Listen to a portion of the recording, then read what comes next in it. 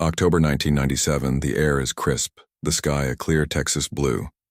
For the 16-year-old cheerleaders of Dimmitt High School, it's another Friday night under the lights. All three girls, best friends since grade school, have a lot to celebrate.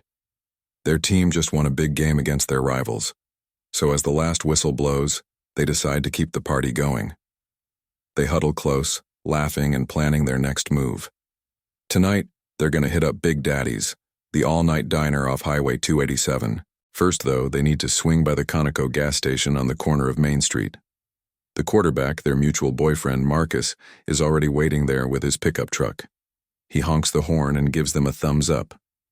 From the bleachers, their families wave goodbye, assuming the girls are heading home. Little do they know this will be the last time any of them will ever see their daughters alive. As they drive, the three friends make plans for the weekend. They talk about their upcoming game, their favorite bands, and the parties they'll hit once they're all done with homework. Music fills the car. Singing along, they turn towards Lake Meredith. According to the girls' families, this is standard procedure. Every Friday night, the friends would drive down to the lake to look for frogs. This time, though, they're in a hurry. They tell Marcus they'll meet him at the diner, and they race down the highway. At 11:15 p.m., surveillance cameras capture their white Honda Civic speeding through the sleepy town of Dimmitt, Texas. No one pays much attention. In a town of 3,000 people, 3 teenage girls driving around isn't exactly suspicious. Plus, everyone knows how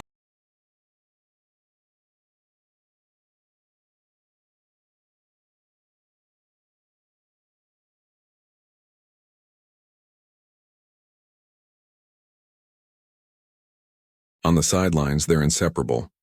On the dance floor, unstoppable. Off the field, trouble never seems to find them. For now, however, the road to Big Daddy's is long and lonely.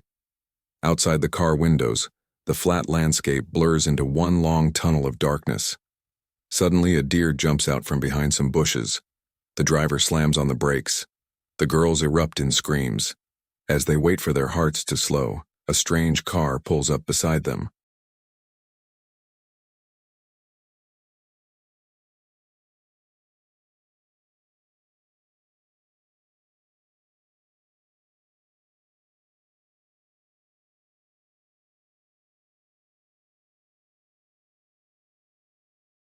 There's no way someone's trying to abduct them in the middle of nowhere.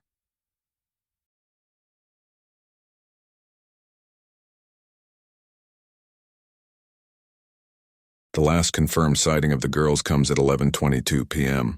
A truck driver sees their taillights disappear around a bend. 2 minutes later, his CB radio crackles to life. Another driver reports a white Honda has veered off the road and smashed through the guardrail. She's sitting on the shoulder, he says, but nobody's inside the car. If it wasn't for the motion-activated lights, she wouldn't have noticed the car at all. By now, the girls' families are starting to worry. They call the house, but their phones go straight to voicemail. They try Marcus, but he hasn't heard from them either. So the families jump in their cars and start driving around town, calling their children's names as they go door to door. But the girls are nowhere to be found. One by one, more families join the search, shining flashlights through the tall grass, shouting into the darkness. But the only response is an owl hooting from somewhere deep in the trees. By the time the sun peeks over the horizon, the entire community is involved in the search. They comb through every inch of the town, checking everywhere the girls could possibly be hiding. But there's no sign of a struggle. No broken fences, no disturbed earth, no trace of the three friends. What makes this especially strange is that these girls never ever ran away from their problems. They weren't outcasts. They weren't out of control. They had loving families and a future full of promise. Just days before their disappearance, they'd celebrated being named homecoming princesses. They had everything to live for. At 4:45 a.m., police receive a call about a white car abandoned on a dirt road near Lake Meredith. They race to the scene, but what they find sends chills down their spines. The car is still running. Its engine is still warm. The doors are locked, the windows rolled up. Inside, they find the girls' phones, their purses, and their cheerleading shoes. It's like they've vanished into thin air. As word spreads through the community, fear takes hold.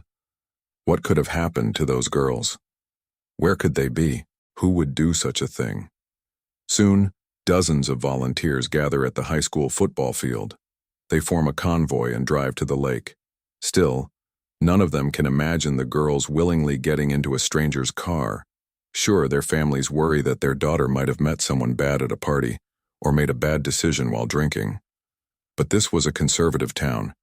You could go a whole year without seeing a drunk driving commercial or an R-rated movie.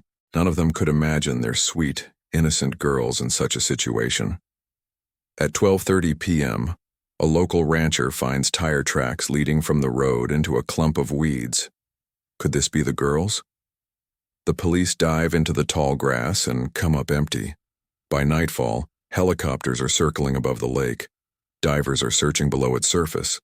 Bloodhounds are picking up the scent, and a steady stream of locals arrive to help the search.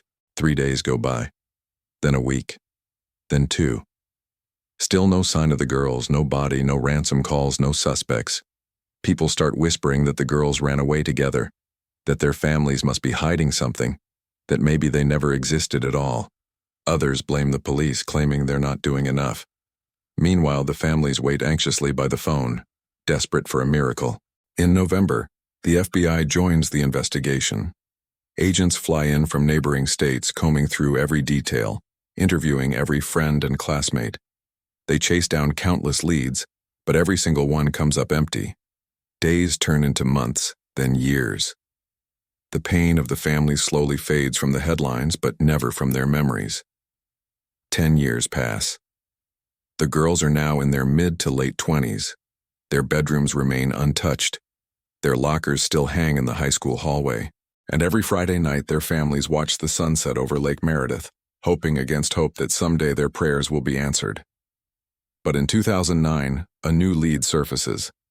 A couple of hikers stumble across a piece of clothing deep in the woods near the lake. It's a cheerleader's uniform, torn and faded, but definitely from the high school. Immediately, the FBI launches a new search of the area, but it turns up nothing. Still, the family clings to this new evidence, convinced it's a sign that their daughters' bodies will turn up soon. In the years that follow, rumors begin to swirl through the tiny town. Did the girls run away? Were they kidnapped?